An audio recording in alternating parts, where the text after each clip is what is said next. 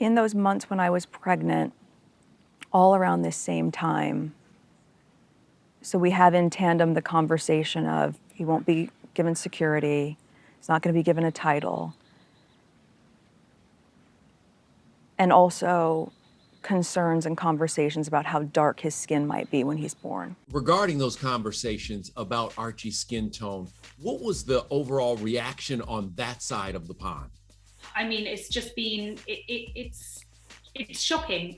It's been received with as much shock and disbelief here, this side of the pond, as it has in America. I mean, the suggestion is very clear. The suggestion is that there is racism within the institution. I mean, that is a huge and explosive allegation to make.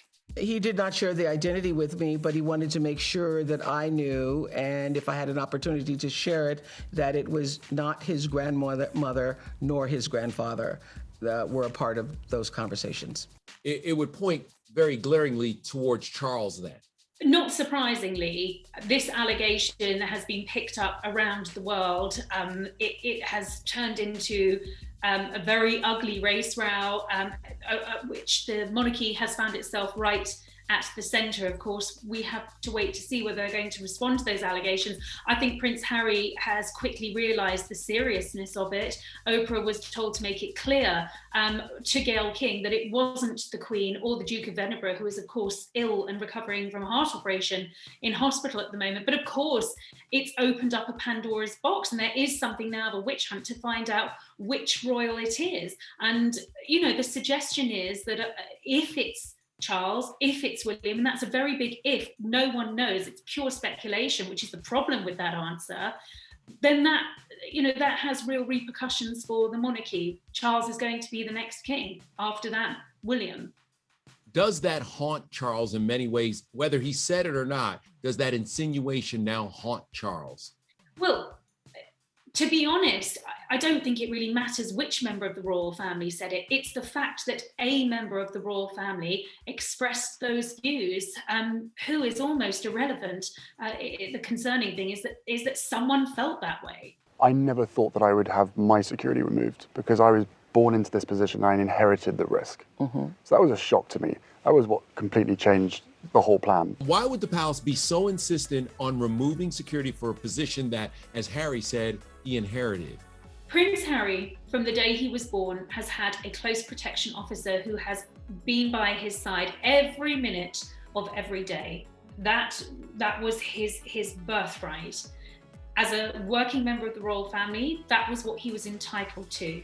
When he and Meghan decided that they were going to stand down as senior royals, they lost that security detail. They were no longer public servants, therefore they didn't get the taxpayer-funded security detail. They were essentially cut adrift, and that's not the royal family being mean. Over here in Britain, if they were continuing to get British taxpayer-funded security, the royal family would have come under huge fire. They weren't here working in Britain, they were living in Canada, and then they moved to LA. It was their decision to stand down, and therefore security then became their responsibility. At the end of the day, the average Brit, how do they feel about that moment? Because it was a moment that made people gasp. How are they viewing the monarchy today? Because that, you know, you're talking about a country a commonwealth that is very, very diverse.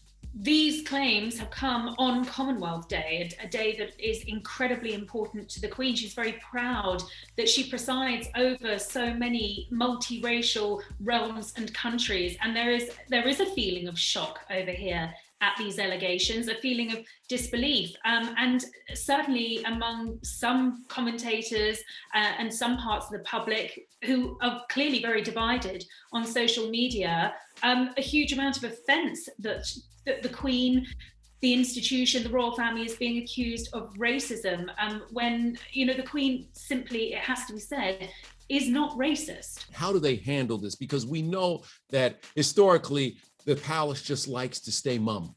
But can they in this situation? Well, the Queen's mantra has always been never complain, never explain. I think the palace were hoping, and certainly newspapers were being briefed over the weekend, that this would just be a storm that blew over given time. I think we've all realised on both sides of the pond that this storm is not going to go away anytime soon. A can of worms has been opened, some very serious things have been said, and I think the palace really have no choice but to issue some sort of a comment.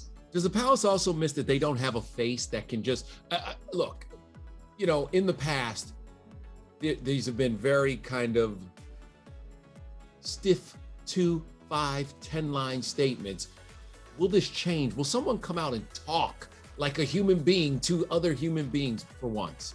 It's not the Queen's way to wear her heart on her sleeve. And I actually think it should be pointed out that in some of the statements that we have seen released by Buckingham Palace, which have clearly got the Queen's stamp on it, a sense of real empathy, a sense of love, a sense of affection that we are not used to seeing or hearing from the Queen. I think she has been very generous in her recognition of the couple. We don't know if we're going to get a statement. We have no idea how that will be worded.